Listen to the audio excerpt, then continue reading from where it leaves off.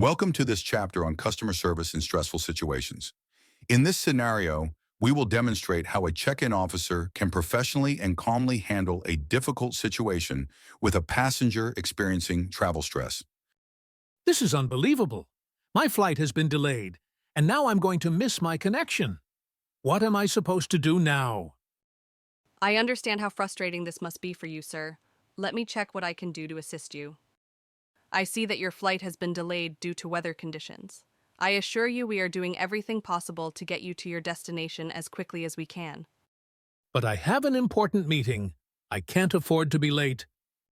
I completely understand your concern, sir. Let's work together to find a solution. I'm checking for alternative flights that could still get you to your destination on time.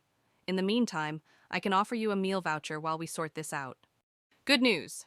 There's another flight departing an hour later that will still get you there with minimal delay. Would you like me to rebook you on that flight? Yes, please. That would be a big help. I've taken care of that for you. Here's your new boarding pass, and I've also included a voucher for refreshments while you wait. Again, I sincerely apologize for the inconvenience, and we appreciate your patience. Thank you so much. I really appreciate your help. I've taken care of that for you.